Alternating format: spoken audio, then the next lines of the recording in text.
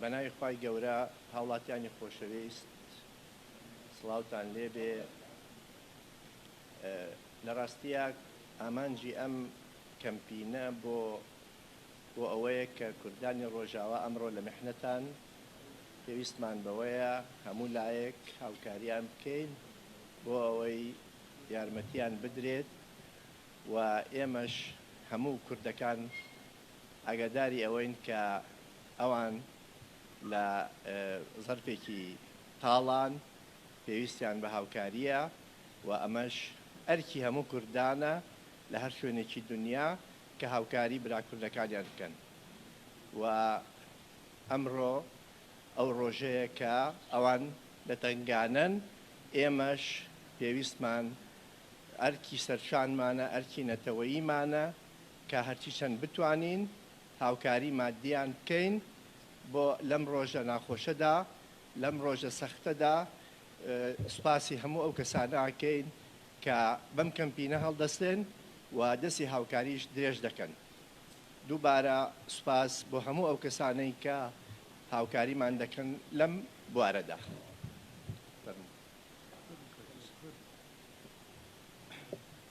ئەم کاتتان باش. طبعا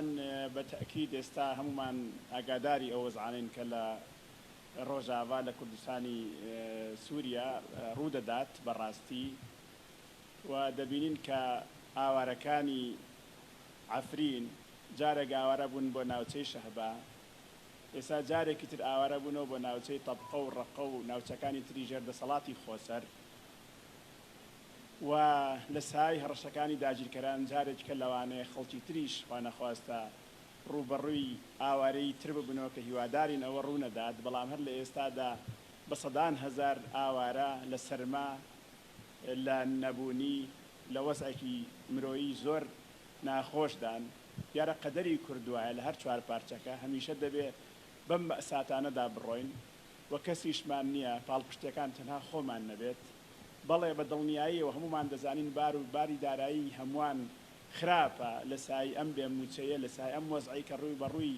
ڕووی لە هەرێمی کوردستان کردێتەوە، بەڵام ئێمە خۆمان واین کوردین،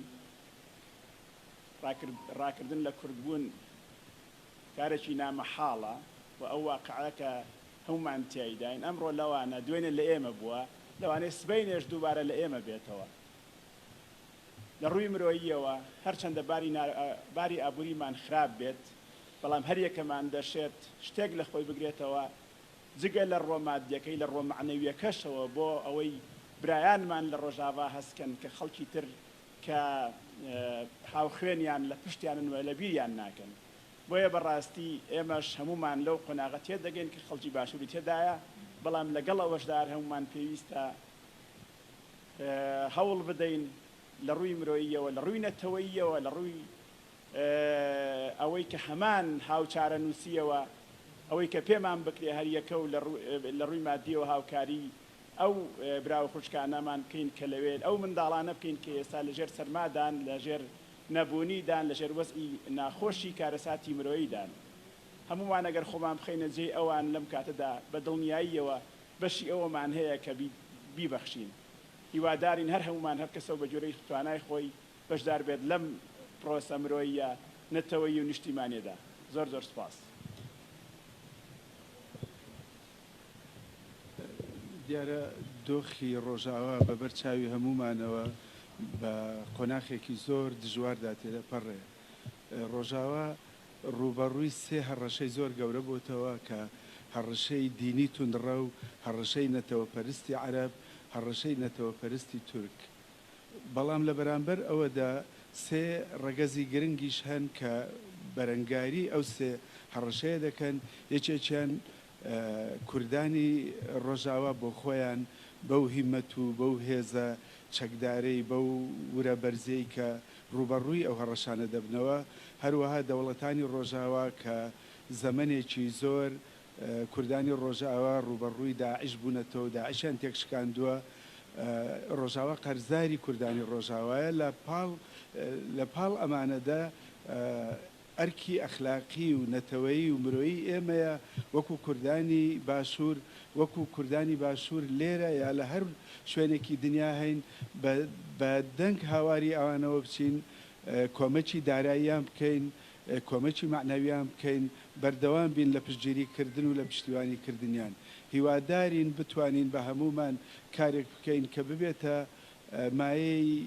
ڕزگاربوونی کوردانی ڕۆژاوە لەو هەڕەشە گەورەی لەسەریانە ئەوەی بە ئێمە دەکرێت هەم کۆمەکە مادیەکەیە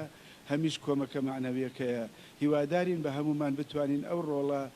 نەتەوەیی و ئەخلاقی و وجدانە ببینین زۆر سپاس.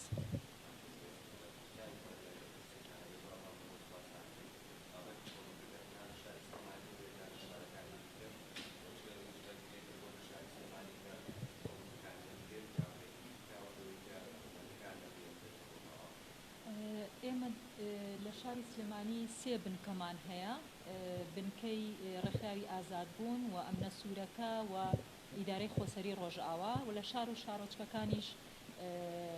خەڵک بەدەم ئەم بانگاوازەوە هاتووە و خەریکی ئەوەن کە کۆمەک کۆکەنەوە بەڵام بەداخەوە بەهۆی ئەوەی کە سنووری سێمەلکا گیراوە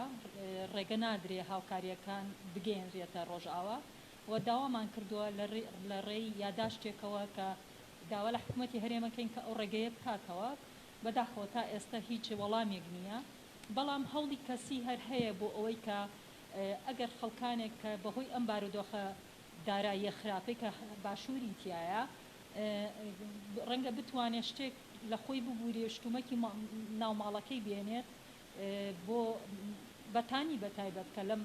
سەرماوسۆڵەی زستانە پێویستە هەوڵمان داوە کە لە ڕێی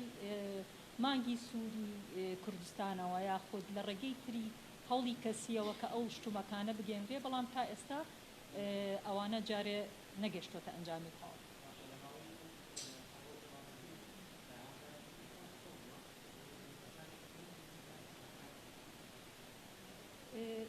حکوومەت لێرە هیچ بەرپرسیارەتی خۆی ڕانەگەیانوە لەگەڵ ئێمە و کووتمان ئێمە یاداشمان ناو و زڵفەکەشمان قسۆتە بەرچاویان کە ئەو زڵفە لە ڕۆژئاوا چۆنە بەڵام بەداخەوە ئەو هاوکاریی نەبووە تا ئێستا بەڵام لایەن وەکو بەڕاستی ڕاگەیاندنەکان میدیاکان ئیتر سەر بە هەر لایەنێکە ئەوە هاوکار و پاڵپژ بوون خەڵکیش تا ڕادەیەکی باش پشتیوانی باشی کردووە لەم هەڵمەتە بەڵام بەهۆی بارودۆخی ئابوووریەوە کە خۆتان نەزان دوو ڕۆژە پێدانی موچە دەستی پێکردووە بۆیە ڕەنگە خاویەکی بەخۆی و بینی بێ بەڵام بە هیوای ئەوەی کە هاوڕەکانمان باسییان کرد کە خەڵک هەست بە و بەرپرسیارەتیە بکە و دڵنیان کە پارە چۆ گیرفانی درێغی ناکات وەکو پێشتر کەنێ کردووە شاری سلێمانی و هەموو شارەکانی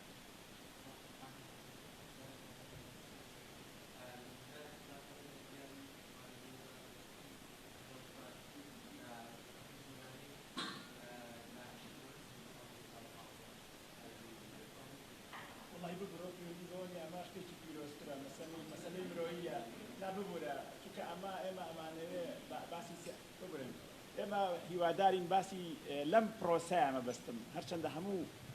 هەموو بوارەکانی کورد بۆ بە سیاست بەڵام هیوادارین لەم پرۆسەیە تەنها پرۆسەیەکی مرۆیی بێت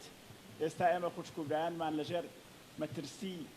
برسێتیدان سەرمادان منداڵان بەڕاستی هیوادارین تەنها لەمەدا چڕیکەینەوە و بۆ بابەتی تری سیاسی دیارە بابەتی تری سیاسی هەمووی خلافین زۆرن لە داهاتوە ئینشاءڵڵا قسەی لەسەر دەکەین هیوادارین وەکو باسمان کردو هەموو هاوڕێیان هەر کەس ئەم کەیسە بە کەیسی خۆی بزانێت بە کەیسی فعلەن کەیسی خۆشمانە هەمومان 20 ساڵ لەمەوە پێش ئەومان بەسەر هاتۆ و هەمیشەش بەردەوامە بەسەرمان بێتەوە ئیترەوە کورد بوونە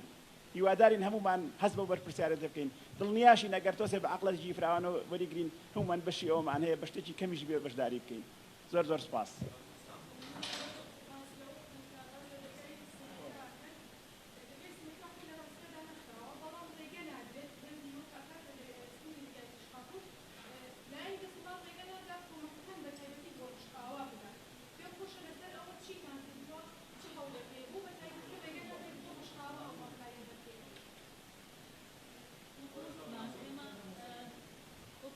ئێمە هەوڵی خۆمان داوە بە یاداشت بە کۆکردنەوەی چەندین واژۆ لەگەڵ حکوومەتی هەرێمە مخاتەبەمان کردوون داوامان کردووە کە ئەو ڕێگەی بکەنەوە بەداخەوە ئەوەی کە ئێمە بیستومانە ڕێگەی بازرگانی هەیە بەڵام ڕێگە بۆ گاندنی کۆمەک و هاوکاریە مرۆیەکان نیە بەڕاستی ئەمە بەرپرسیارەتێکی مێژوویە قۆناغێکی زۆر هەستیارە مێژوو ئەینووسێتەوە ئەگەر وەڵامیان نەبێ بە هیواین ئەوەی کە هەستیان ببزوێ و هەستی کوردانە و مرۆڤانیان ببزوێ ئەم ڕێگەیە بکەنەوە.